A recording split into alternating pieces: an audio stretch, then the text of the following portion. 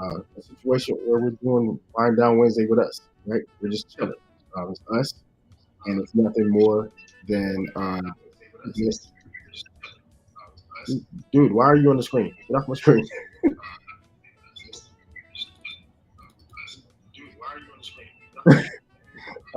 But I really wanted to break it down the situation where we're I really wanted to break it down the situation where we're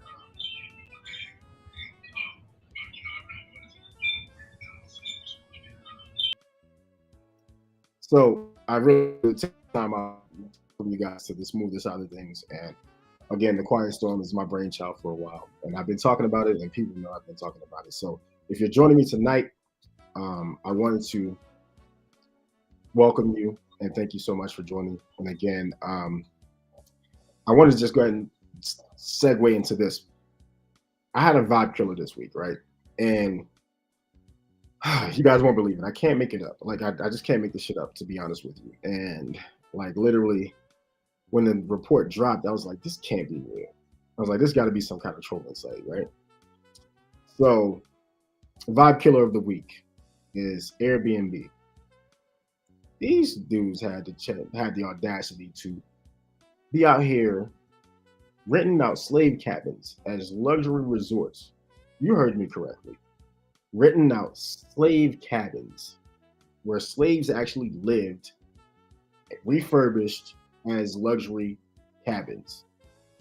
I won't say exactly what city and state. I'll let you guys look that up for yourselves. But it's funny how America decides to play in our face with these things. Sometimes they won't acknowledge it. Sometimes they acknowledge it. Sometimes they just make it seem like it was not that bad, right?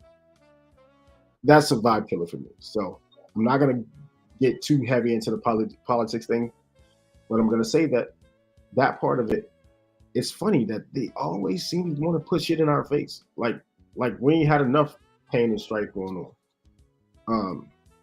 With that being said, I'm going to digress. So tonight, I am going to be talking to a dear friend of mine, man. Like I've known her for quite a number of years, and like she's a good friend of mine, and like she's an overall dope individual. So I'm gonna introduce her.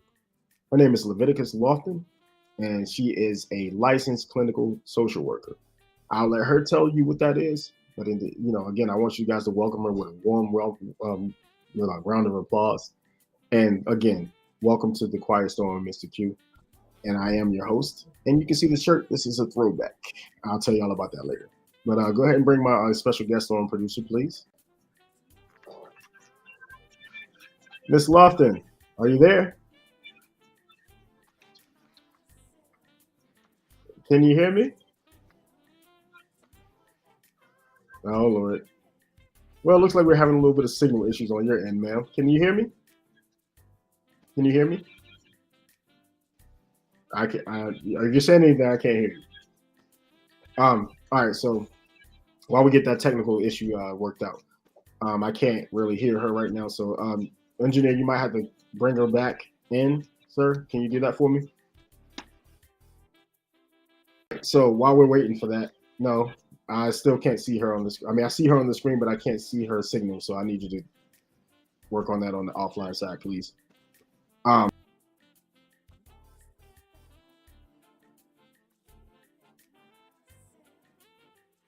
and Cooley High Jones with his book and everything like that that's happening for him.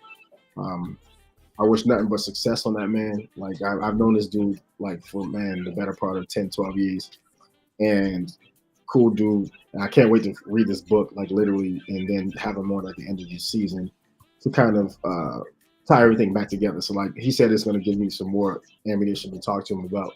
So I think it's going to be a good look, and I really think that you guys will enjoy it as well. So make sure you like and subscribe. And hey, what's up, sis? How you doing, baby? I hope everything's good with you. You know what I'm saying? Thank you for joining. I really appreciate it. And again, make sure you bring a friend or 10. Thank you so much. At the end of the day, like I really just think that the reason that I want to do this is I want to reach out to our local community in both my area and the area that I visit often. Hey, Miss Laughlin, can you hear me? Can you hear me? If you can hear me, wave. No, I'm still not getting a signal there, bro. I'm gonna have to take a second. Can you hear me? Hey. Yes. Oh, you can hear me. Welcome, welcome to the show. Um, I gave a brief interview. I mean, like a brief interlude of you. There you go. And so, um, Yes. so we have. I see you. You have your nickname up here, I Levi. just So, wait. I think you're kind of picking up a little bit, baby. So I don't know. Signal's a little off, but Teflon, you need to help me out here, sir. Please, please, sir. Hello.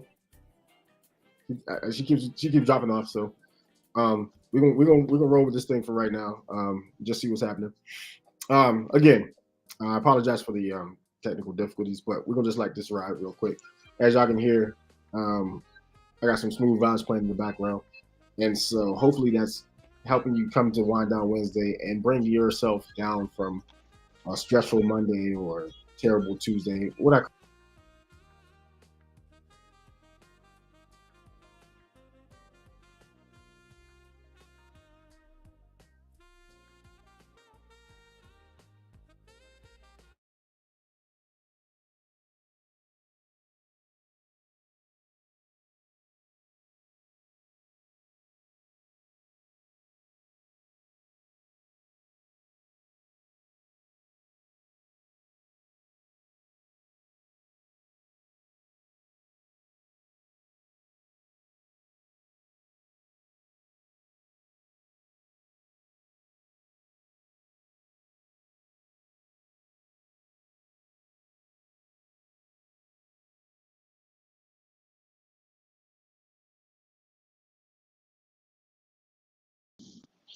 gas prices. Do they not realize what, bruh? What's going on? All right. Hey, you there? I don't know what's going on with the signal, bro. It's all bad. Tiff, can you hear me? Hold on for 1 second, guys. Give me a second.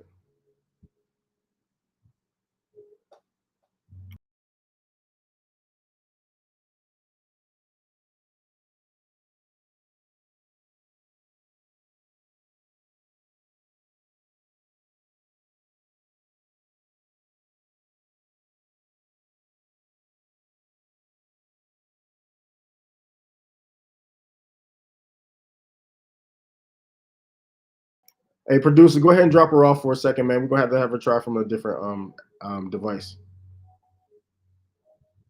Hopefully you're not hearing that. Can you tell me if you're hearing that music in the background? Are y'all hearing that? Nobody? Anybody there?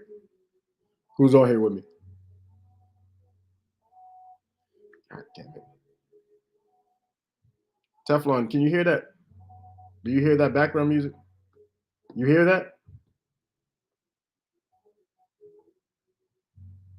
Hold on. Oh, you can hear it. All right. Well, that's not good.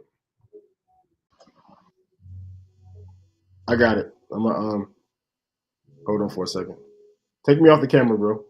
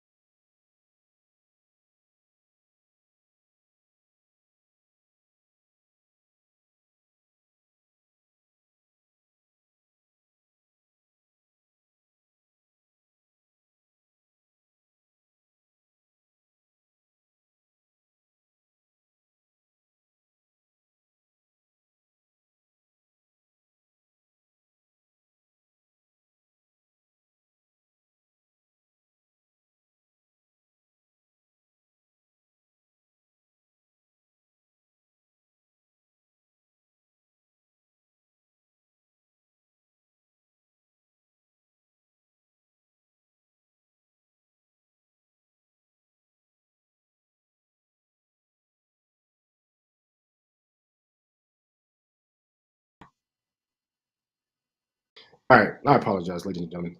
I had to reach out to my neighbor. They were playing some loud music over there. So, again, I'm doing this from the comfort of my home. I'm not in a studio, so there's no audio barriers or anything like that. Where's my background music, son? Did I get that back? Anyway, um, what was I saying? I was talking about the gas prices. Like everybody's like, oh yeah, gas prices are high. Yeah, we get it. Now when they're going down, nobody wants to talk about it. They're like, oh, the mom and pop places are getting killed. No, that's not it. You do realize that it's not a presidential thing that they can handle, right? They don't control the gas prices. Gas companies can control the gas prices. They price gouge you, all those things, right? So it's a little bit of an education piece tonight. So like I'm not gonna lie to you. I'm a little perturbed because everything that I wanted to get done isn't being done right now. So I'm gonna freestyle a little bit. So if I seem like I'm rambling, I am because I can do it. This is my show. Um, what I'm saying to you is, um,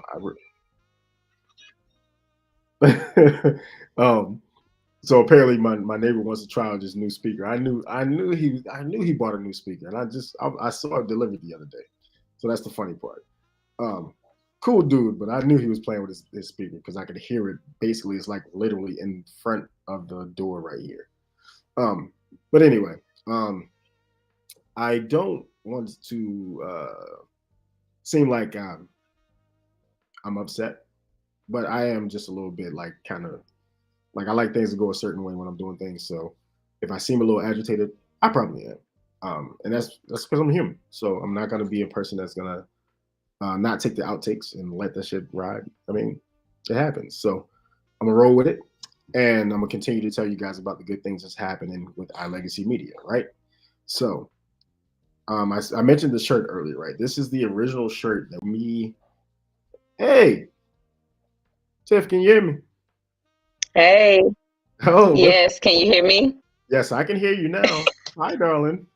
So I was a little Hey, I was a little upset earlier. I ain't gonna lie to you that I couldn't get your audio to come on earlier, but um, this is my homegirl, Miss Leviticus Lofton.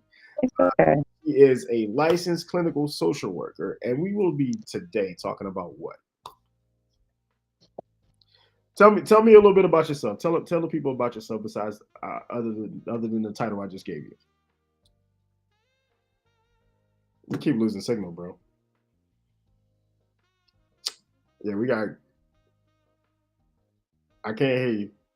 If you're talking, I can't hear you. I ain't gonna lie to you. Um, hmm. You might you might have to try. You might have to try one more time, babe. I can't hear you. Teflon, kick her off real quick and bring her back, please. All right. So, as again, technical difficulties happening. Technology is what it is. Not gonna be like overly distraught about it. So, um, what was I saying? I forgot. Anyway, um, the shirt. This is the original shirt from my original company that I started a while ago. It was AO Live Media. It was a DJ slash podcast slash photography setup. We had a couple of shows going. We had a good run. You know, um, things just were, like we kept going around in circles. We had original members, everybody was on board to get it done.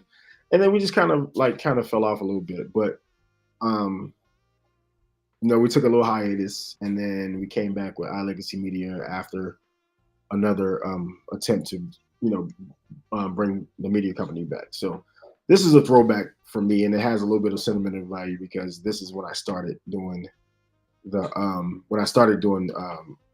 radio and audio and stuff like that. So now you get to see me in the video form, which is leaps and bounds above what we were before. So I'm thankful to still be in the game and also being able to bring you the things that I want to talk about. So I'm gonna go back to the playlist part for me. So I started to branch out and grab different music at some point. So like I ended up discovering artists I've never heard of before. So like Snow Allegra, we're talking about like um,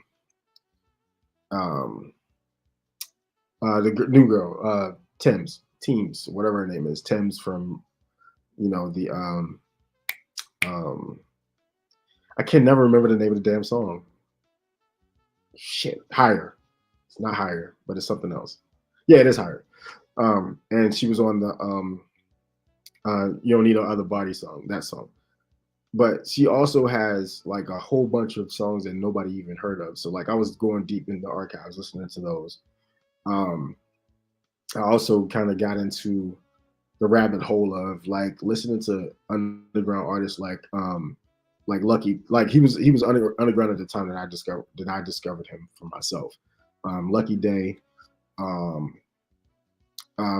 what's the girl's name? Dang. Oh man, this gonna drive me nuts. I can't remember her name, but like a lot of the music that I was listening to was like easy listening, and then have a little bit of emotional ties to it and things of that nature.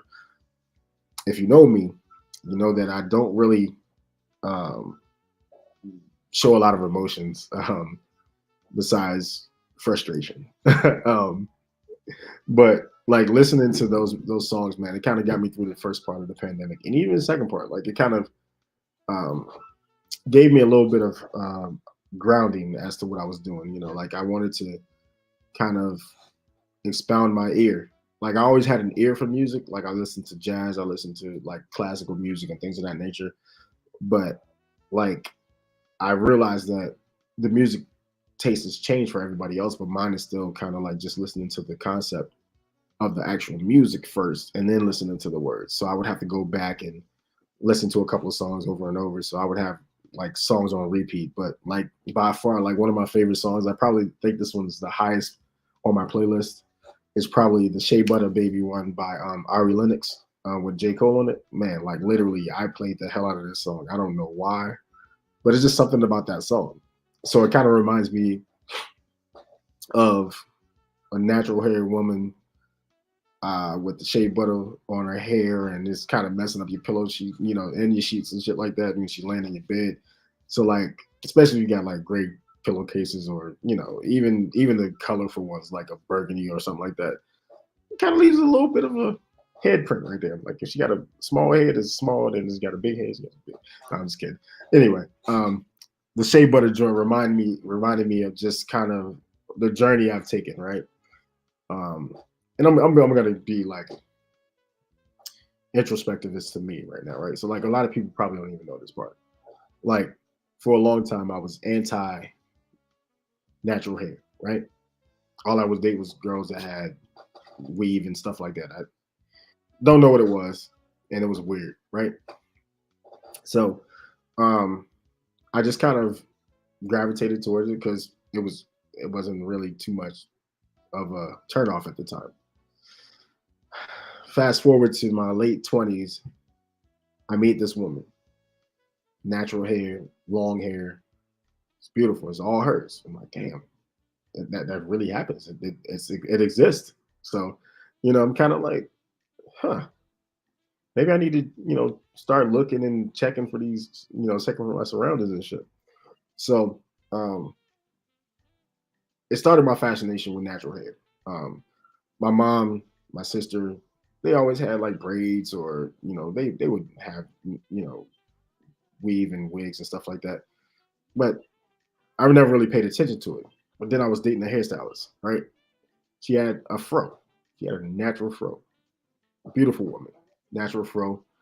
Um, I was like, man, wonder what she uses in her hair. I never asked, until I started to get into that natural hair phase for the things that I was doing. Um, but I say that to say that Shea Butter Baby was one of my favorite songs, and it was off of the Creed soundtrack, I want to say, which was pretty good. Hey, can you hear me, boss lady? You hear me? Yes, I can hear you. Okay. All right, so I'm gonna dial back what I was doing right now. I was just talking about my infatuation with natural hair all of a sudden. So Mm, I'm gonna dial it back, and I'm gonna give you a more warm welcome and say welcome back to Miss Leviticus Lofton. And she's my friend. I've known her for the better part of 15 years, maybe 16 going on. Yeah, Mhm. yeah. So um, she's a licensed clinical social worker, correct? Correct. All right. I'm not going to speak anymore after this. I'm going to let you tell the people what it is that you do and what other things that you actually have going on. Can you do that for me?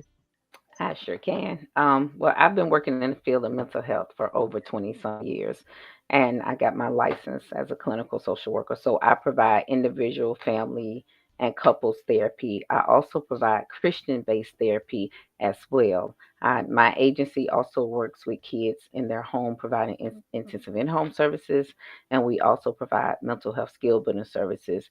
And we're going to be expanding to add some more services on in the future.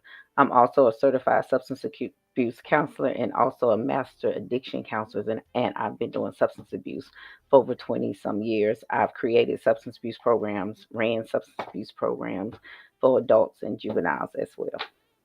Okay. So that's a lot. That's a lot of hats to wear, man. I definitely didn't know it went that deep. Actually, I did. I'm lying to the people. You did. I did. But what I wanted to ask you this because you're from Virginia right now, right? But where are you originally from for the people? Can you tell the people where you're from? I'm originally from 251 Mobile, Alabama, represent. Mobile don't get no better. That's my girl. But like tonight, I brought you on to actually just expand on a couple of things that I was doing on a previous project that I was working on, and it's a little bit more about mental health and the aspects of the stereotypes and the stigmas around it, right? So I want to ask you this question: Okay. Do we know where the stigmas come from and where the stereotypes come from, and how? Well, let's just start with that part. Let's do we know where they come from, and like can you expound on what your experience is with that it coming when it comes to mental health? Well, a lot of times the stigma comes from the fact that as Black people or African Americans, we always say therapy is for white people. And only white people go to therapy because they're the only ones with problems. And then in the Black community, we're always taught that whatever goes on in the home stays in the home. And so we don't discuss anything that happens in the home outside the home. But what we fail to realize is the home is where most of the trauma that we have occurs. And the trauma is what causes us to need therapy and Yes. mental health assistance. Because when you look at trauma, trauma is intergenerational. That's trauma that's passed down from generation, especially in the Black and African American community, Mm, especially when you go back to the days of slavery and the trauma from slavery. And then we have trauma from domestic violence in the home. We have mm, trauma from detachment, not having our parents in the home. We have trauma from physical, sexual, emotional, and mental abuse in mm, the home. So we carry that trauma with us. So if you break it down and you go back and look at your family and do like a genogram, which is basically a family tree, and you put every person in your family and you break it down to their substance abuse, to their mental health, mm, you will see a pattern that goes from generation to generation to generation. mm. So we don't talk about it, we keep it a secret, and so the trauma just continues every generation.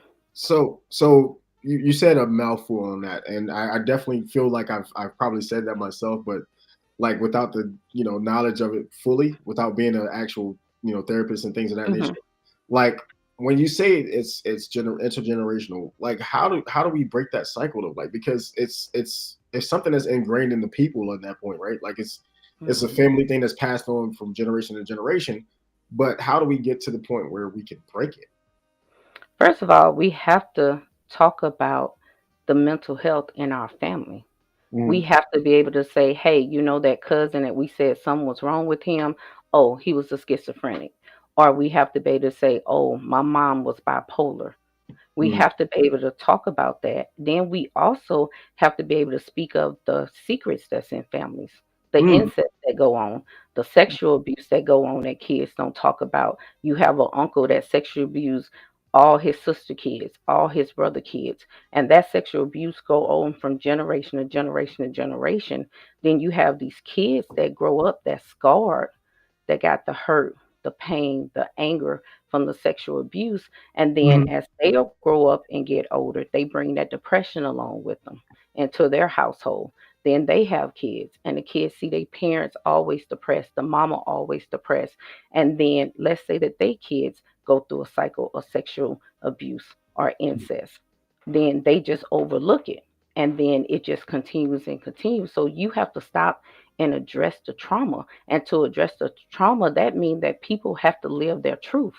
And to live your truth means you got to talk about some things that you were told not to talk about. You have to admit to your children that, okay, I'm sorry. I was not there as a mom or a dad to protect you from this trauma happen. Or I know the trauma was happening. I know my boyfriend was molesting you, but because I wanted to be with him, I just didn't say nothing. So Mhm. we have to address it and be able to live in our truth. And families don't live in their truth. They hide the secrets and the lies within family, not knowing that's just going to continue from generation to generation to generation. So we have to be able to address the unaddressed trauma that still manifests itself today in our family. Okay. So I'm gonna switch gears a second, real quick, Okay. because like we're talking about something that is like recently near and dear to my heart, right? Like, cause I see Mhm. myself when I go out of town or if I'm out in the city, I'm just like a nice day, I'm riding down with the windows down. I see these people and they're displaced from homes and things of that nature. Like, Mhm. I see a lot of them, having conversations with themselves, Mhm. and this people just like really just talking, and I'm like, why does nobody see what I see from this? Like, I feel like I'm sorry. Hold on. Let me go ahead and address this real quick. Yes, speaking in truth, what has happened is so important. Yes, indeed, I agree with you. Upper level cuts and styles. I agree with you. Um, but I see it, and I'm like, man, like, have we been misdiagnosing people for so long that it's just one thing that the government doesn't really care, like at this point, like because they don't put any resources in it. They block bills. They do this. They do that. It's all about politics to them. It's never about the people, and that's the part I wanted to get down to. Like on a certain level, it's about the people. We need to get Mhm. back to being able to talk to the community, be able to do community outreach and things of that nature. So, with that being the case, like, what are some of the important things that we need to look for, or any important keys that we need to look for when it comes to addressing a mental episode? Because the police can't handle it right now. They can't handle. They're not equipped to handle a mental emergency. Like, are there resources that can be implemented to supplement police force first versus just a mental health crisis? Is there something that's happening like that? Do you know anything about that? In Virginia, it is. So in Virginia, they have CIT officers, which is Mm, crisis intervention trained officers. hmm. These are officers. If you call the police and say, hey, my cousin has a diagnosis of mental illness, she's suicidal, saying she's going to kill herself. They in Virginia, we send out CIT officers. They are special officers who's trained to deal with mental health. So they will come out to the home. They would assess the person. If they feel that the person is a danger to themselves, need to go to the hospital, they would take the person under a badge ECO, which is emergency custody order. And in Hmm. Virginia, they take them to the local emergency room, and then a member from the community services board, who's a crisis intervention worker or emergency services worker, which I used to do here in Suffolk, we come out to the hospital and assess them. If they need to go to the hospital, then we could send them to the hospital. But not every state has crisis trained officers. Hmm. And that's the bigger picture that we got to look at. We need to train a police to in order to deal with mental health. Because you may get called and they may say the person is cursing and doing all this, and all they're going to do is arrest them and take them to jail, when in fact they may be having a mental health crisis going on. Right. However, if the family doesn't know their diagnosis, or if they have never been diagnosed, then that's another issue. Okay. So let me ask you this: how often are people going undiagnosed because they're just being thrown in jail versus actually, seeing somebody in the mental health field? How often does that happen? Is it a high percentage, or is it like kind of 50-50 split? What does it look like on that It's end? a very high percentage of African Americans that seek mental health One, because of stigma that we don't want to be labeled crazy. And two, because, like I said before, we don't talk about it in families. And mental health is passed down. And that's what a lot of people fail to realize. Mhm. Mental health is passed down from their parents. For example, if you have a man that's a schizophrenic, whether diagnosed or undiagnosed, his kids are going to have schizophrenia. Mm. Schizophrenia starts off as autism, and a lot of people don't recognize that. A lot of kids who are autistic, when they get older, they're diagnosed with schizophrenia. The two correlate because schizophrenics are in their own reality in their mind. They're seeing Mhm. things, they're hearing things. Autistic kids, in their own reality, in their own mind, stay to themselves, don't play with other people. That Right. is a form of schizophrenia, but you can't diagnose it unless they're over the age of 18. So they may label them as autistic, and it's different levels of autism. But Wow. normally, when they get older, it's a 50-50 chance that they're going to have schizophrenia because males pass down schizophrenia to their unborn boys, and females pass down bipolar and depression to their daughters. Wow. I did not know that. So you are Mhm. educating me tonight. Thank you so much for that. So we had something in the chat. Can you go ahead and put that on the screen for me, producer, real quick? All right. So it says, yes, they overlook it. My own mother is dealing with mental health issues and they are overlooking it in the hospital during her medical treatment. North Carolina is a hard state to handle mental health. I agree with you 100%. There are a Mhm. lot of states that are unequipped or underfunded in those areas because we are sitting here in a situation where they don't really care about the people. They care about Right. how many things they can get done with money. Or no, Mhm. I'll take that back. I'll rewind it. They care about the power. Mhm. They don't care about the people. Your job is to do the work of the people, not to do Mhm. the work of yourself and line your pockets. So when we're talking about mental health, I'll share a little bit about me, and I probably haven't shared this enough. Um, I realized that I started to develop certain things, certain trends about myself that weren't there before. Like prior to the pandemic, I was never sitting here and I was never sitting here like wondering what's going on with myself, right? I never really did an Mhm. intro to look at myself.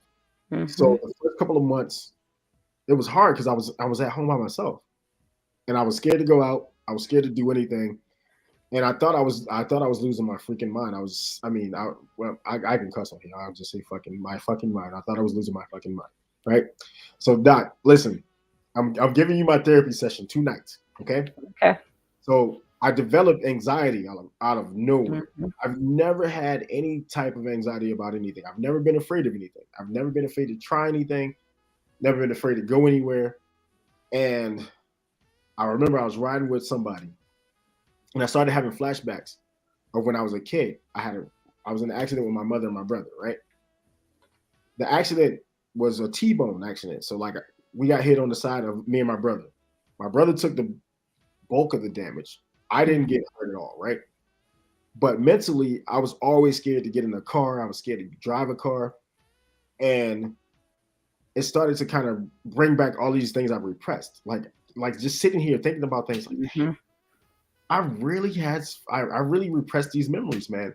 Mhm. And it brought up an anxiety that I thought I got rid of, right? The anxiety of going over a bridge. I was going to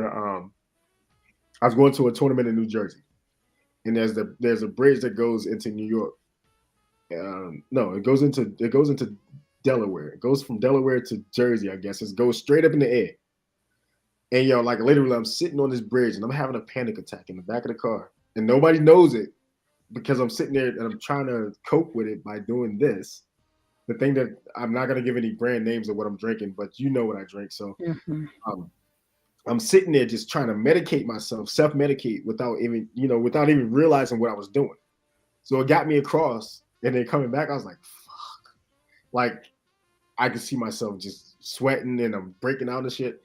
And like literally, it took me a few minutes to kind of understand what was going on. And I was like, wait, I repressed this anxiety from when I was a kid. Mhm. And I never really thought about it. And so I'm here to be an example for one that we go through mental health issues and we don't really Yep. address it because we're scared of what we're going to be labeled as. I'm not afraid. I don't care what you guys think about me. I just need to know that I'm healthy. So thank you, producer.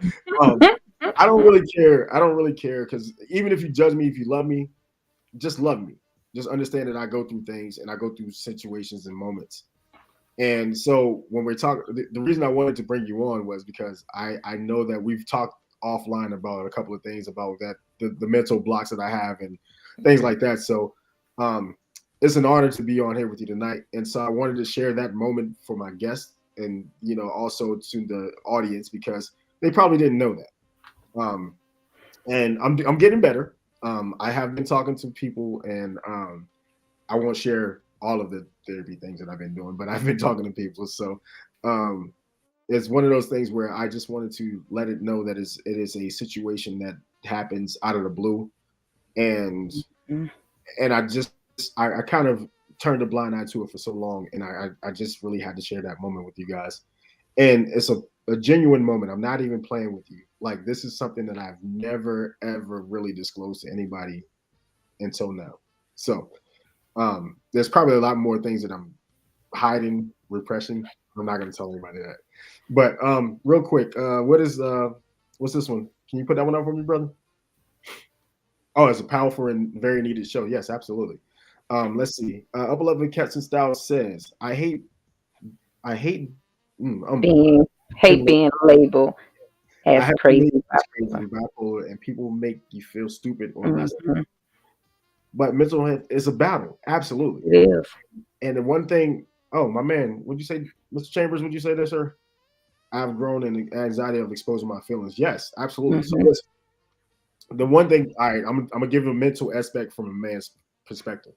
One, if we would expose our situations from what we think and what we feel like we're being vulnerable to the Mhm. point where somebody can take advantage of my weakness. The thing that I'm afraid of. I can't share that with you, right? So we do not share those feelings. So even if I have feelings for a female about anything, like whether it's I like you, I might want to get involved with you. I'm not sharing too much because I don't want to get treaded on. I don't want nobody to step on me and fucking treat me like I'm nothing, right? So like I feel you on that, bro. Thank you so much for sharing that. And I mean because that anxiety is real and most people Mhm. do not acknowledge it. So with that being said, I have probably talked a little bit more than I wanted to at that point, but go ahead and tell me something else. What you got for me? Because, like, are there any other resources out there that are available for us? Like, It's a lot of resources. You have your local community services board. That's always a start in any city because the CSB provide a lot of services for mental health, for the patient, for the family. mhm, So that's where you need to initially start. It's the community services board. They're in every state, every city. They may be called something different, but it's the community services board. That's where you'll get your linkage to everything. Even if you don't have insurance, you could go to the community services board. You could be seen. You could be linked to a psychiatrist. You could be linked to a nurse. You could receive your medications and everything. And if you have Medicaid, a lot of people don't realize Medicaid pays for all mental health services. really? Pay for outpatient therapy, it pay for hospitalizations. So it's no reason if someone says, I only have Medicaid, I can't get services. That's not true. You could get individual counseling, family counseling, counseling for your kids free of charge, no copays. You just Really? have to find a provider that takes Medicaid.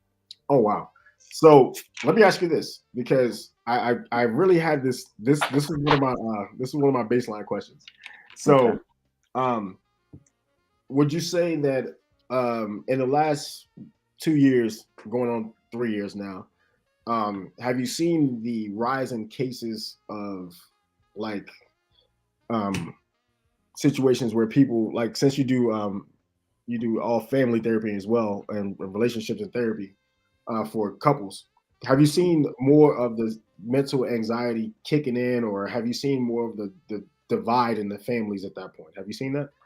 I have. I have. That has been my mostly higher cases that I receive is couples and relationship. and then individuals who are suffering from depression and anxiety. And with the couples, what's basically happening is, when we're in our normal everyday lives, we're Mhm. going. We're working, doing our own thing, coming home. When Mhm. COVID hit, you had to be stuck in the house with this person. Yeah. And you're starting to realize that you and this person No, have nothing in common. you have Nothing no in idea who common. the fuck you You married. have nothing in common. So you come to therapy because you're like, it's like, I don't know who he is anymore. And it's not because you didn't know who he was. You always knew who he was. But what happens is we see a person for what we want to see, not for who they truly are. And Mhm. then when feelings kick in and get involved, we have a one track mind. All the red flags are there. All the Mhm. things you don't like are there.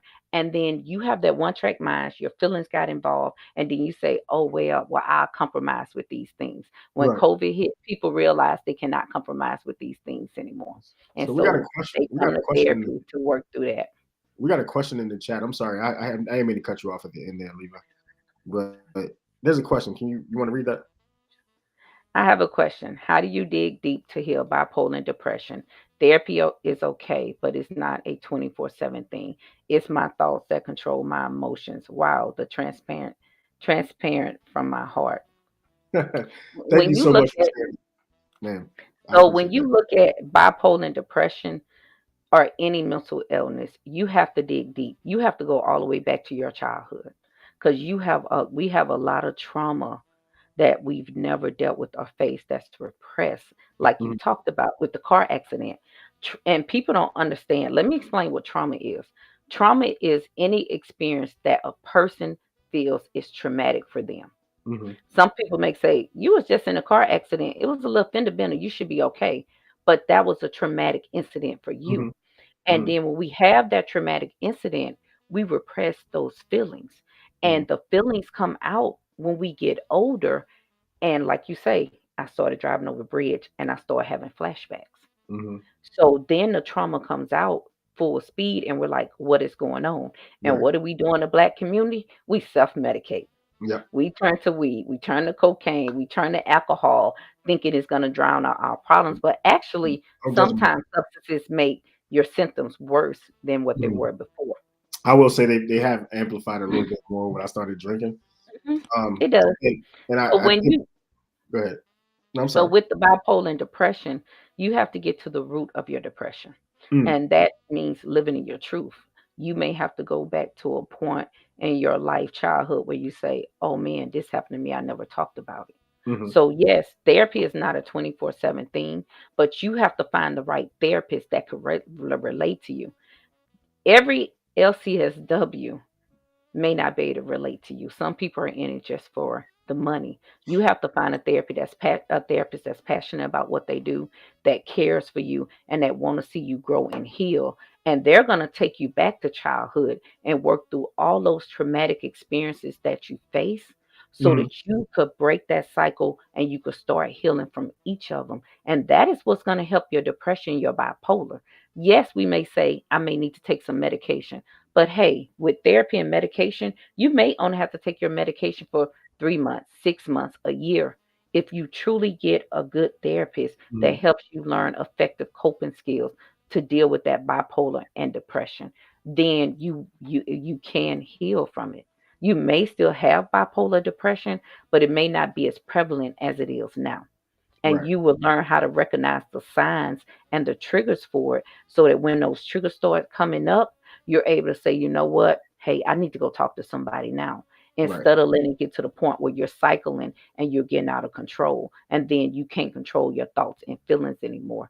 And when it comes to your thoughts, because you mentioned your thoughts, we have to realize our thoughts is linked to our feelings and our reactions. So if we constantly have negative thoughts, we have to change it. And you change that by using CBT therapy, which goes in and replace your irrational thoughts with Mhm. positive thoughts. And Mhm. so then it changes your mindset. If we think negative, everything is going to be negative. Right. If we think positive, everything is going to be positive. Your mind is a major factor when it comes to your mental health. And we don't know that. Mhm. So I definitely appreciate my listeners right now, and upper level cussing styles. I definitely understand. Mhm. You're right. Most people don't understand it because they don't have the time, or they don't take the Yep. time to really register what's going on. So Mhm. with that being the case, like I would say that um, Yes. I implore everybody that's listening, please, please, please check on your people, man. Like Mhm. even the people that appear strong are having issues and they can't really talk about it because they have to be strong for everybody else. So Yep. I say that a lot, and I even preach that to my people. Like I have to kind of get that in there, as a plug. Um, keep checking on your people, man. Make sure everybody's doing good.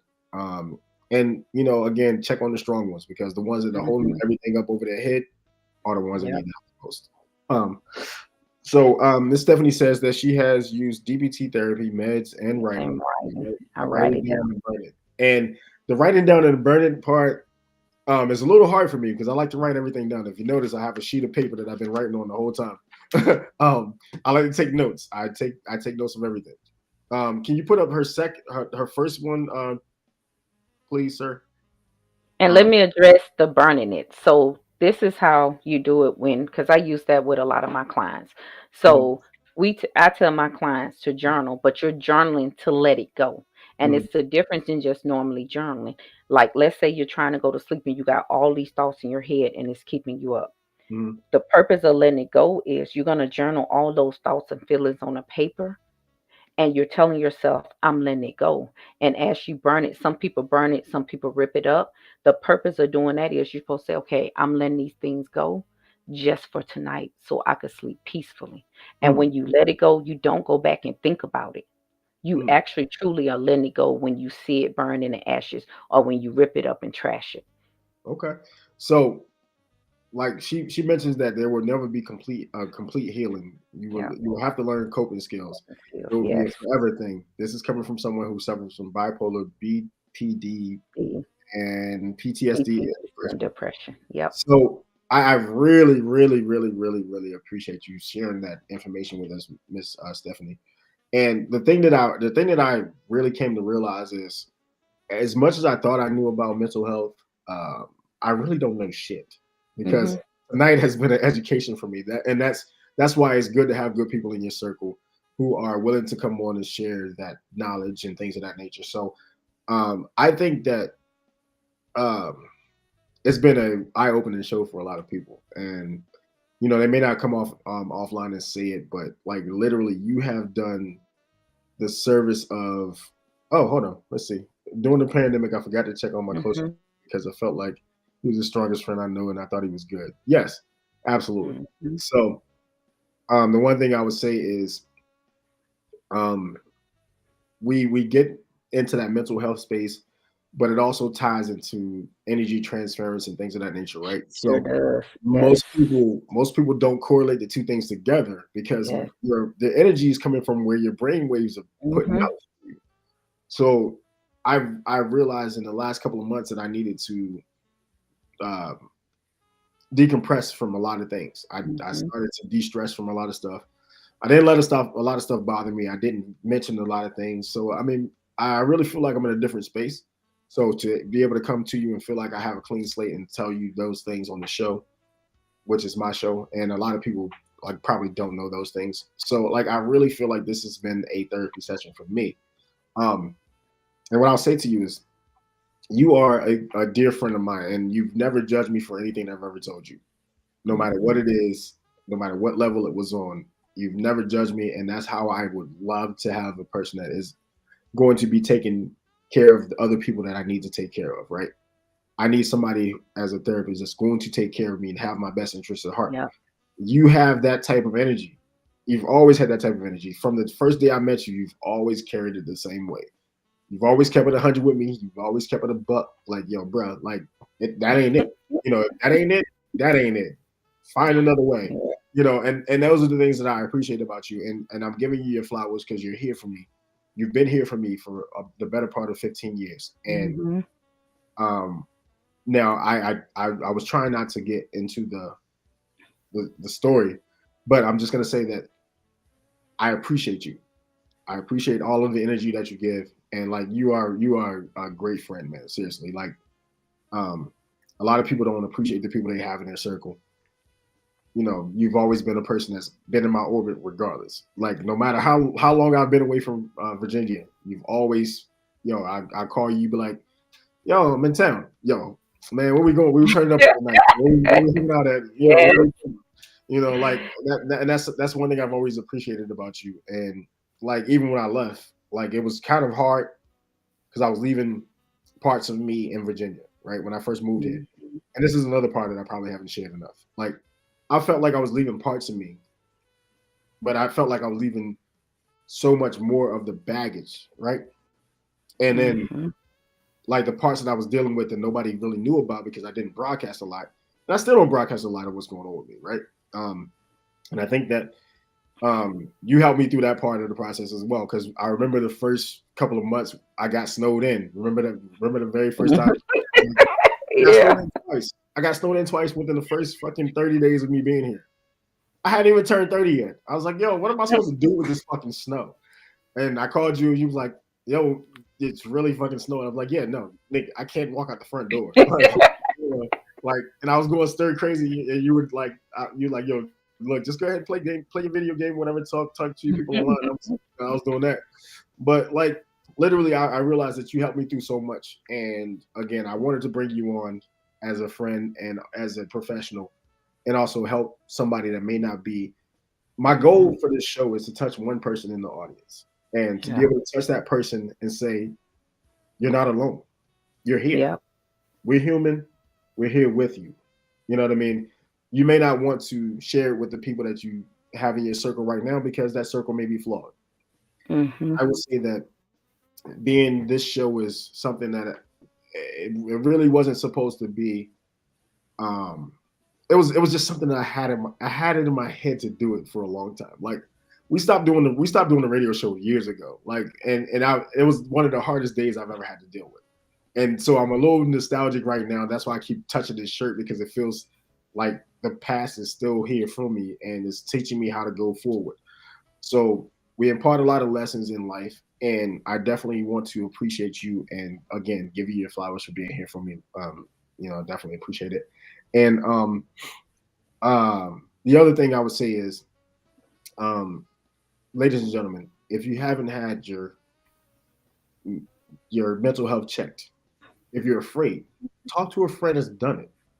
Yep. And I wanted to say that to segue into a friend that's going to come on next week. We're going to be talking about her healing journey and things of that nature and how it differs from mine. So you might have seen her, you may have not seen her, but if you know her, like her story is very, very great as well. So I'm gonna have another guest next week. But sis, I really appreciate you, man. I just really have to say that, because like that little smile of yours right there. Right there, I already know you like, boy, you about to put me on blast. Don't do it now. Anyway, why don't you tell the people any other resources that you want to share with them before we go? We're not gonna go offline right now because I feel like they still have some more. We still have some more time to go. Mm-hmm. Producer, do I got a thumbs up on that? Or can I get a hell yeah on that? Or 100? Can I get 100 in the chat, please, sir? I need a few more minutes. Anyway, thank you, sir. I appreciate it. Thank you so much. Appreciate it. And so like I really wanted to say that like I need you to share the resources, because one, we don't talk about it enough. We don't communicate enough. We're not as open as we say we are when we're trying to be open, because we're afraid, right? You know what I mean? Mm-hmm. We're afraid. Like literally, we're afraid to do the work. Like Yeah. it's a hard battle to get up that hill. Like we have It to get is. to that point. And again, I've never been a person that would broadcast. I would write it out. I would write a poem and share it with people. And most people probably don't even know I wrote poetry for a long time. Like I've always Mm-hmm. written my thoughts out, because the things that I was writing like I was feeling in my head, I had to get it down, because like if I forget it, how the hell am I going to tell somebody else? So you give good advice. So I would say that I want you to share a little bit more. You know what? Here's what I want to do. Because I need to help educate the masses at this point. Now, again, like I said, I wanted to touch at least one person, right?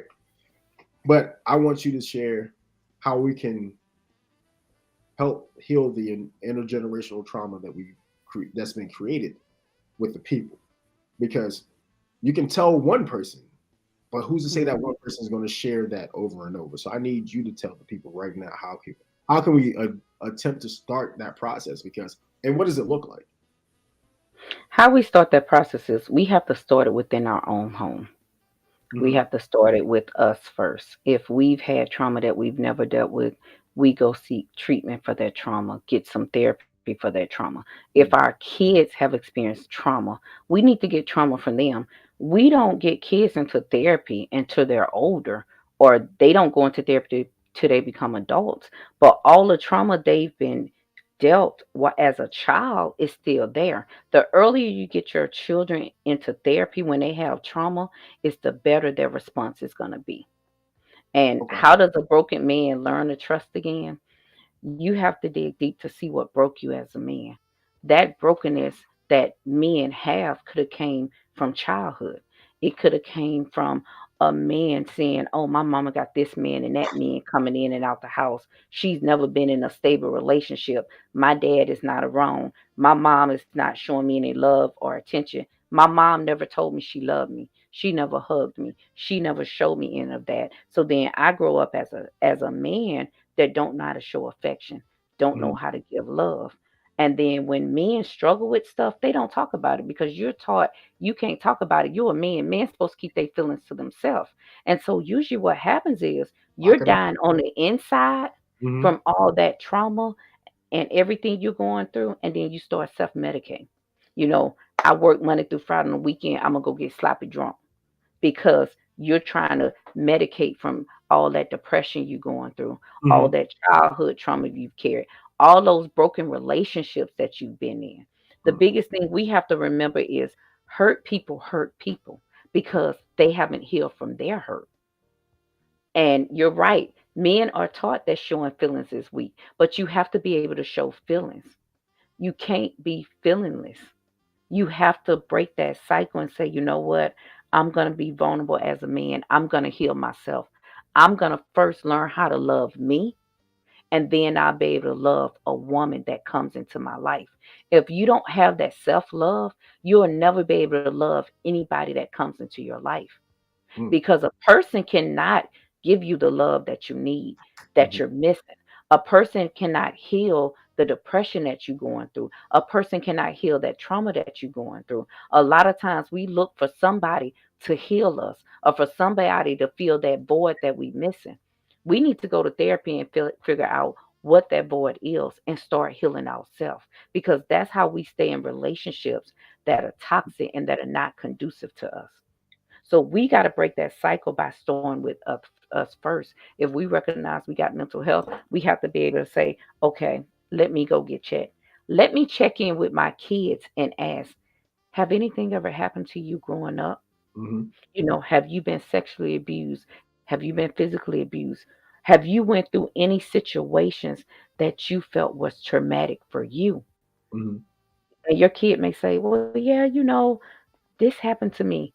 Get them in therapy. Because once you heal them, then they're going to grow up understand that it's okay to go to therapy. Mm-hmm. It's okay. So then they pass it along. And then just like trauma is an intergenerational curse, going to mental health therapy, we can make the same way. We Mm-hmm. could break that trauma by talking to our friends. If you have a friend that's struggling, that got depression or something, don't just keep saying, suck it up, everything gonna be okay. You made it through the other stuff, you'll make it through this. No, have a time to sit down and talk and like, tell me what's going on. Where's this coming from? Mm-hmm. Be that listening ear and then say, you know what, maybe you need to go to talk to a professional to help you get through this. And we never do that as Black people. We No, never see a friend drinking or smoking marijuana every day. We never take the time to say, why what's you going on? drink so much? What's wrong Or with why you smoke so much? What's you? Amen. going on? Amen. What are you trying to numb? What are you trying to get away from? What are you running away from? Mm. You know what? Just opening the door and having that conversation is where we start in a Black community. You know what? You have you have like probably touched on a couple of things that I probably need to talk about again. Um, but like literally, so much of it is just getting out the fact that one, we do not communicate enough in our We community, right? don't. Because like it was a safe space to no, I'm not closing out right now, bro. I'm still talking right now. I just had to get this part out because I feel like we get to the point where we feel like we can heal without talking. It doesn't work Correct. that way. It Like doesn't.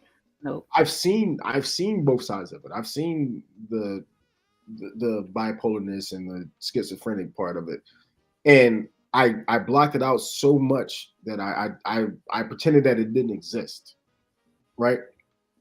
And I realized that for me, I was dealing with a whole bunch of repressed memories. I was dealing with a whole bunch of shit that I went through, the wrong shit that I've done, the things that Mhm. happened to me, and things like that. And most people, again, I don't let people into that barrier because it was a safe space for me to lock it away and never have to talk about it again, right? With you saying these things, like you're telling me that I still have a lot of work to do, Mhm. and and again, I don't think I'm to the point where I'm in denial, but I know what I'm doing for myself that helps me cope with what I'm doing with, right? And I'm like I always say that, if you don't like me, then it's okay, because sometimes I don't like me, right? You know, that's my saying. Like if you don't like me, I'm Mhm. fine with that. You don't have to like me. Just respect me. That's it. Respect me as a man, and we can keep it moving. Mhm. I just realized that I don't like myself some days because I have never processed a lot of things. Yep. And I didn't realize that I didn't process a lot of things because it wasn't told that I could do it. Mhm. It was always I was being. I'm sorry. Hold up. Sorry. I have to do this real quick. All right. I feel so unheard. Also, I feel like Yeah. my hurt and pain is problematic. There are times I just want to be held, which goes back to my childhood, where the Yep. door was slammed in front of my feelings and thoughts. Sister, Mhm. brother, Yep. that is a deep statement, and It it's is. that we continue to deal with. And again, I will never profess to be somebody that is educated in that field. My field was business. Those are my things. Business and entertainment. Those are my things. I would never say I'm a therapist, but I'm here to present Wind Down Wednesdays for us to come down here and talk and Mhm. release those energies that we need to release. And I would say that even though my vice is something that I love, it's not something that I can't do without. I can go days without drinking. I can do that because I know Mhm. myself. But some days I just need to kind of take the edge off a little bit. It's not anything where I'm just sitting here down on the fifth and like one sitting or anything like that. So I'm what you would call a social or functioning. What is it? A functioning alcoholic? Is that what they call it? Is that how they? Oh, What is yeah. how they? You don't meet the definition of a functional alcoholic. Oh, okay. All right. I was trying to put myself. Anyway, um, I mean, I really wanted to be one of those situations, man. Like this show feels like we started off trying to get it popping so early, and now the end of it is like, oh, all of this shit is coming out. But what I was saying to you is this, man. Like I would never say that I'm in your shoes. I would always come to you and be like, hey, sis, I got somebody that I need you to talk to. You might not be getting paid for it, but like I need you to talk to this person. But the funny thing is, like, what happens when you are the strong friend and nobody else is strong for you? Like, how do you Mhm. deal with that part of it? Because, like, you have certain roles that you play in friendship, right? Correct. And we put ourselves in these friendships and these relationships and situationships and all these things. We don't address the fact that the one person that's holding the whole thing together, she does. Yes, yes. Matter of fact, we're gonna call it. We're gonna call it. I'll think of a good name for it. But like literally, I'll let her create her for herself. But like seriously, like this type of thing right here. is a situation where you get people in that circle. They don't really get to the point where they define everybody's role, but we already see what the roles Mhm. are. But Yep. the one person that's holding the whole thing up, the whole circle is right here on top of it, like a lollipop. This one little ass thick person by herself, by himself, by herself, holding this thing up. Nobody checks on that person at all. Nobody checks Mhm. on that at all. Breathe release. Yes, I I like like that. that. I like that. Let's trademark that real quick, man. She be on our legacy media fam for sure. Like she good for it. But like seriously, I think that thing is we start to put so much on one person, Yep. but never really check on that one person. We talked about this before. How the strong friend that we think is strong may not be as strong as we think he is Mhm. or she is, right? How do we how do we regulate that? Like, cause like everybody has to have equal weight because you can't just come and dump all your shit on me or on you and decide to walk the fuck away and I'm still sitting here processing this shit for you, right? Mhm. Like we talked about the energy transference. You can't bring like Yes. if my house is zen and you bring all Yes. this dark clouds in here, Yes. no ass can come back. You got to stay the fuck out. Mhm. But Mhm. how do you regulate that part? Like how do you delegate the roles that people play, but also make it even? Because if you make it uneven, how does it like? Because it's gonna fucking weigh down on that one person. It does. So what I usually tell people is no matter what type of relationship you're in, Mm-hmm. it should be a give and take. Mm-hmm. But the way relationships are set up, whether it's friendship, situationships, dating, someone is the giver and someone is the taker. Mm-hmm. The person that's the giver is going to give, give, give, and that taker is going to take, take, take. You Mm-hmm. have to break that cycle, and you have to say, you know what? I'm worthy of somebody pouring into me the same way I pour into them. The same time, energy, and effort I give to you should be the same time, energy, and effort that you give to me. And if Right. that person cannot pour in you the same as you pour into them, then you have to decide if that's a relationship that you want to keep in your circle. Your Mm-hmm. energy is so important. That is the biggest thing. If you hang around people that's negative, you're going to be negative. If Mm-hmm. you hang around people that's positive, you're going to be positive. You know the old saying, birds of a feather flock together? Mm-hmm. That's true. If all I do is have my friends who are negative, all we do is sit around and smoke all the time or drink all the time, and that's all we do, somebody got to break that. You're going to be stuck just like them. So you have to get to the point where you say, you know what? I deserve better. I'm worthy of having somebody in my life that pours into me the same way I pour into them. So that way your friendship is equal. And when you have an equal friendship, you could go without talking to your friends for a couple of months, maybe a year or so. But when you call that person, you pick back up the same spot y'all left off. It's like you never had a break. That's Mm-hmm. when you know that that is an equal friendship for you. Mm-hmm. Never let somebody just take, take, take from you because it's going to drain you physically, mentally, and emotionally Mm-hmm. because you're taking on all that negative energy that they put to you. You have to break that cycle. And I tell people that all the time. It doesn't matter how much you love and care for a person. You have to say, I choose me.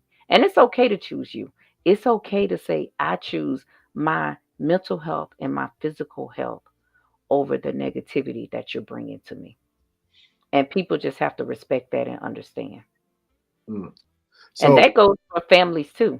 Because oh yeah, sometimes you have absolutely. those negative people in our family that are just negative, negative, negative all the time and want to bring you down.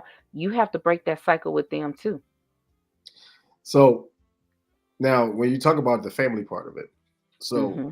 like, how do you how do you get into the point where you are able to like separate it? Like, okay, I know you have this need, but you can't keep always coming to me about it. Like, how do you do it without it seeming like you're being disingenuous? You know what I mean? So, what you do is, let's say you got a family member that's in a domestic violence situation. They always fighting, fussing, arguing, put each other out, get back together, put each other out, get back together. But Mm-hmm. every time something happen, they come to you and they pour all that toxic stuff onto you and they say, I want your advice and your opinion. You have to get to the point where you say, my advice and opinion is not going to matter because you're going to go right back to that relationship. So I'm not going to waste my time or your time sitting here telling stuff that you think you want to hear when you're going to go right back to that relationship. I'm going to choose me first and say, okay, well, y'all just have to work that out. Hmm. And you cut ties and form boundaries. We don't form boundaries enough. We never sit there and say, this is what my boundary is going to be with this person. My boundary is I'm not going to let you continue to put this toxicity or bring that toxic energy my way. And it's Hmm. okay to form that boundary. And what you do when you form that boundary is you say, I'm not bringing any more toxic energy in. So therefore, I'm not going to be able to entertain what you have going on with your boyfriend or your girlfriend Mm. because that is a negative, toxic relationship. And I'm trying to keep positivity over here. So you're going to have to respect my boundary in that we could talk about anything you want to talk about, but I don't want to talk about your toxic relationship. Gotcha. I like the way that you preface that because a lot of times what happens is like we find ourselves being the third wheels or something, and we know it's wrong, but we Hmm. don't have the forethought to be like, yo, get the fuck out of that. Why are you still in that? Like, even if we do have the forethought to say it, like most people don't really listen. They don't listen. They're set in their ways. They're stubborn. They're Hmm. going to stay with that person because they think it's something more. It's not more, sweetheart, brother. There's more to life than to feel miserable every day when you come home. To feel miserable and pain, and Hmm. like to keep inflicting this on the person that you say you love. It's just not. It's terrible. But It's, let's take it a little deeper than what you just said. all right, If hold on. I, if, Go go ahead. ahead. No, no, I was. If I grow up in a childhood and all I see is my parents fuss and fight all the time, Mhm, to me, I'm going to say that's a normal relationship. mm, So when I start dating, if we're not fussing and fighting, that's not normal to me because that's the example I was shown. mm, So I'm going to have to be with somebody who wants to fuss and fight with me. And for me, that means you love me because you're fussing and fighting with me. When you don't fuss and fight with me, you don't love me. That's mm, how our minds get twisted with mm. thinking. Kids are a sponge. They absorb everything that Everything. go on in that household, whether we see it or whether we don't. So Wow. if I grow up like that, I'm never going to have a normal relationship. And if I meet somebody who don't want to fuss and fight, I'm going to break that person down because Woof. I'm going to be the one that's trying to fuss and fight all the time. They're eventually going to get tired. And you know what they're going to do? They're going to give in, and we're They're going gonna to fuss start and fussing and fight fighting with all the time. you. Yep. Right. Wow. But that's my normal. That's the way I think that love is because that's all I That's what I saw growing saw. up. Yeah. If I grow up in a household where my parents don't fuss or fight, when they get in arguments, they don't yell and curse. When I get in relationship, that's what I'm gonna be looking for because my parents have set that standard for me. So if Mm, I get a relationship with somebody and they want to cuss, I'm gonna be like, you're not gonna cuss at me. That's not what I'm used to. mm, So we learn from our environment. And our environment is the place that causes us the most trauma that we carry with us as adults.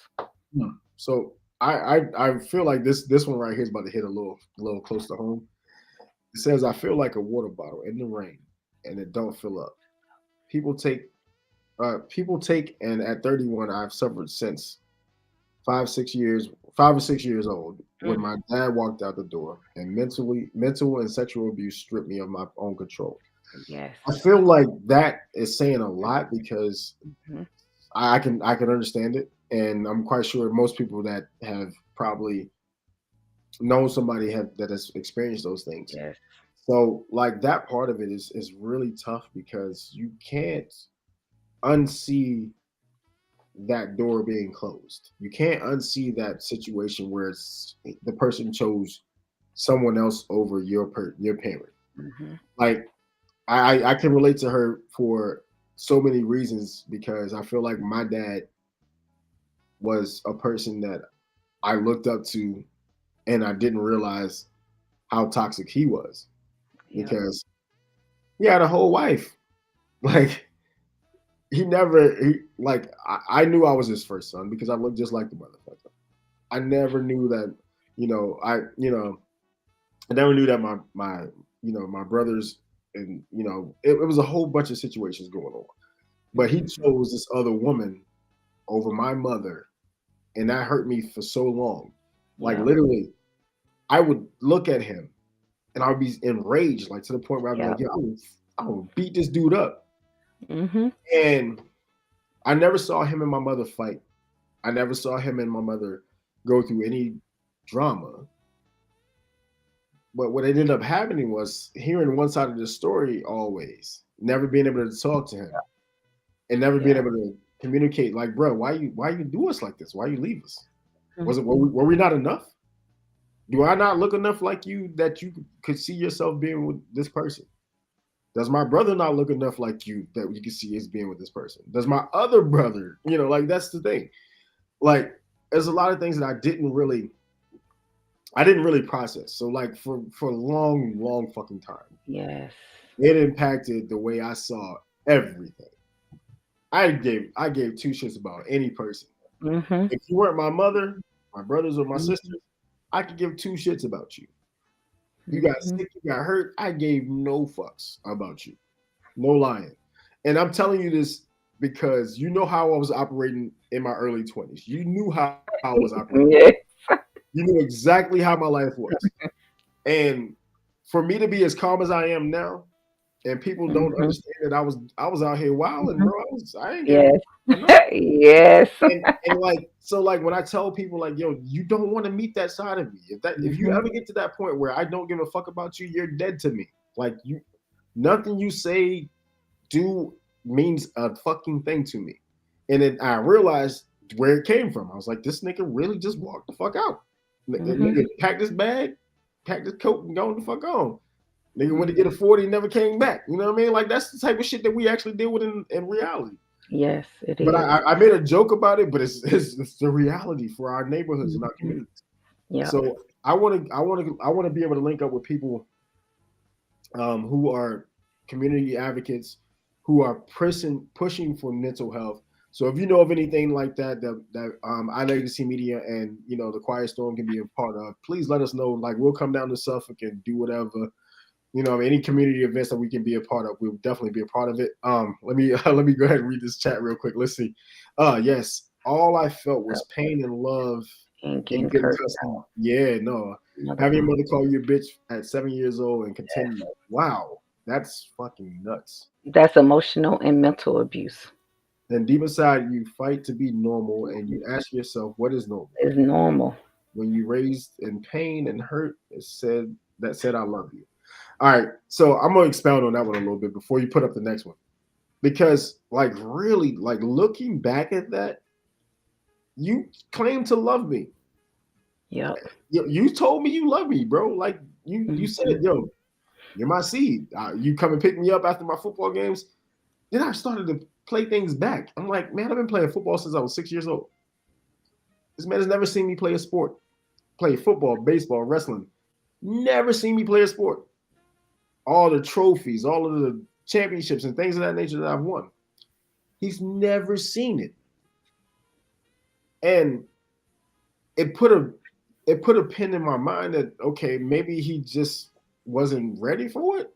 Because they were both young. Like me and my mother I feel like me and my mother grew up together, right? But I feel like there's a part of it that I'm like, why weren't you there, bro? Like you had Mhm. every opportunity. Like you controlled your own schedule for a long time, but you just never made the time to come and watch me play football. That's the one thing I wanted was to look over the sideline to see my dad and be proud of me for Mhm. making a play in the game.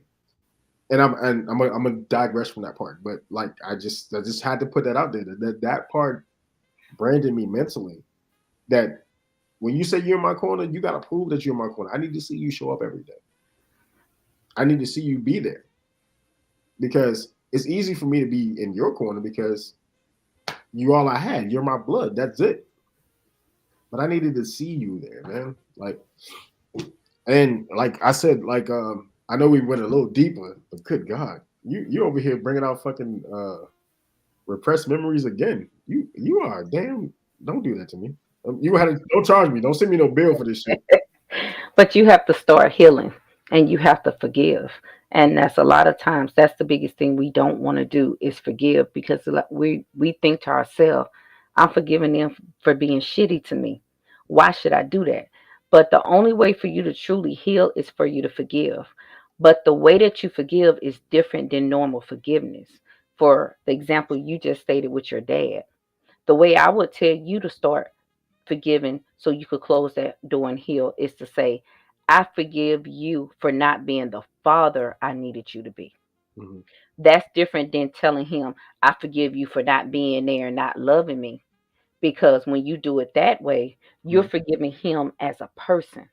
But Mm-hmm. when you say, I forgive you for not being the father I needed you to be, Mm-hmm. you're forgiving for yourself so you could close that door. We have to remember that forgiveness is never for the person that harmed us. Mm-hmm. Forgiveness is for us so that we could heal because you cannot start your healing journey until you forgive. But you forgive for them not being the mother that you needed to be, or not being the father that I needed you to be, or not being my mother and protecting me from this man sexually abusing me as a child because that's what mothers do. So Oof. it's a different type of forgiveness than normal forgiveness that we think about. We Mm. never we forgiveness is never for them. Because how can you tell somebody, I forgive you for letting somebody sexually abuse me? You can't because the trauma has been there and it still impacts your life. So you forgive them for not being the parent that they needed to be, Mm. which is you forgiving so you can start your journey of healing.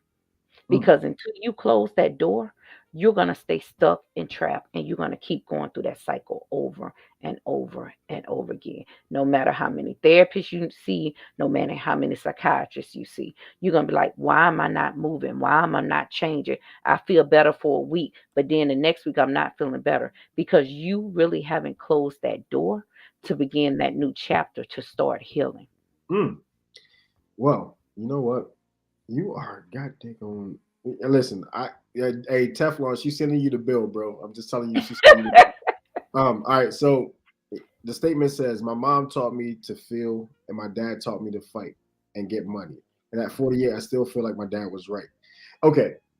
Now, I would say that mine was a little bit the opposite because I felt like I didn't learn anything from my dad at all. I felt like I learned everything I know from my mother. Yes, I know it's gonna go to me. Absolutely.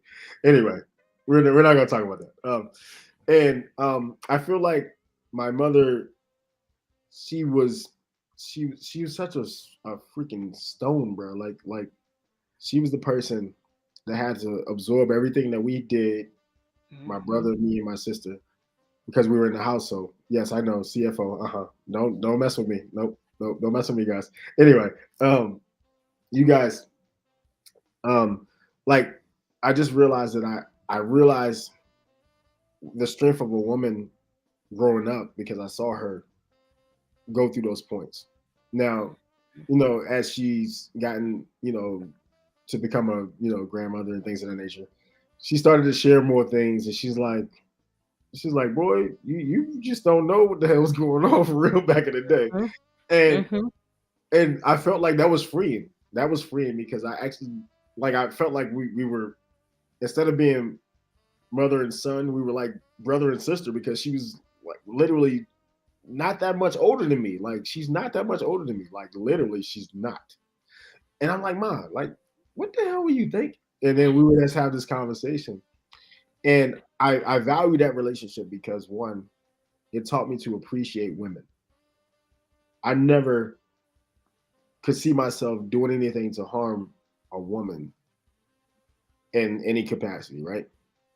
And even when I felt like I was like enraged, like to the point where like, hey, yo, you getting on my damn nerves. Like, get away from me. Like, just stop.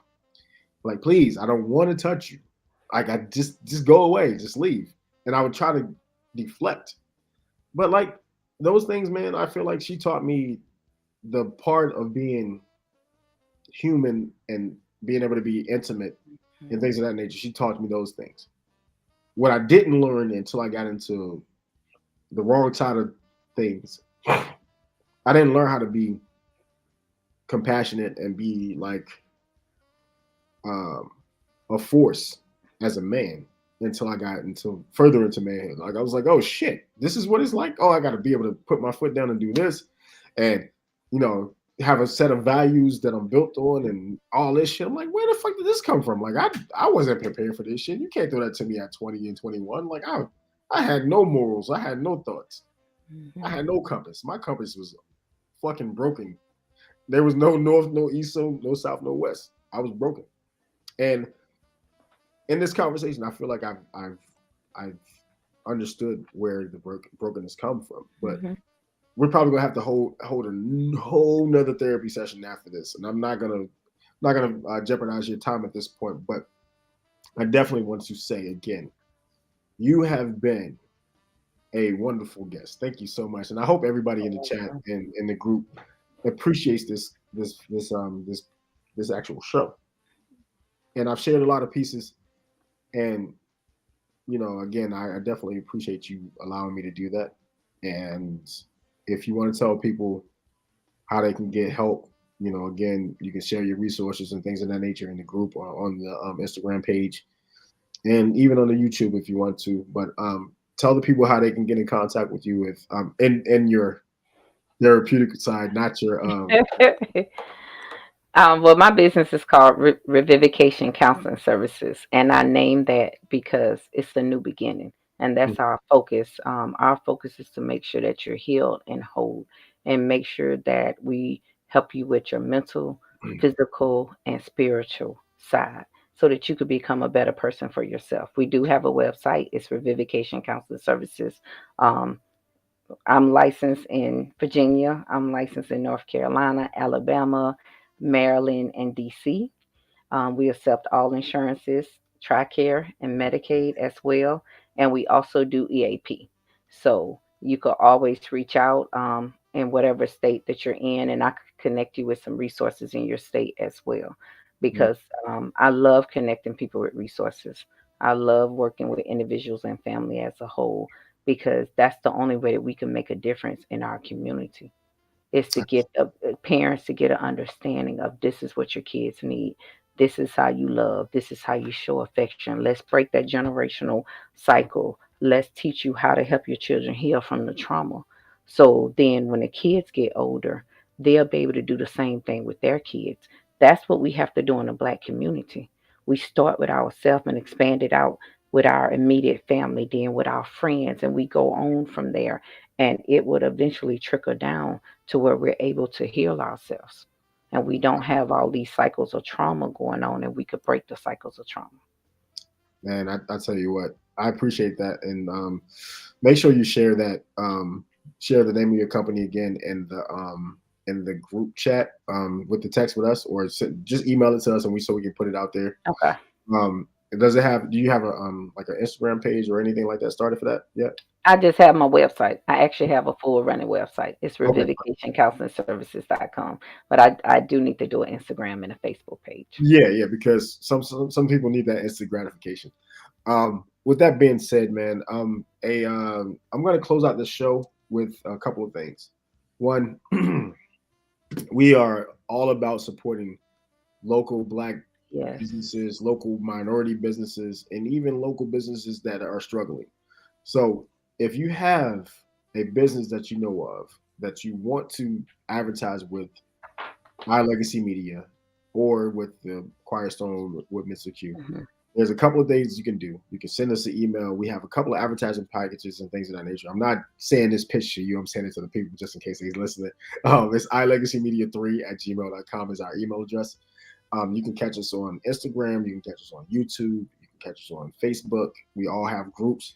Um, but the packages are very affordable.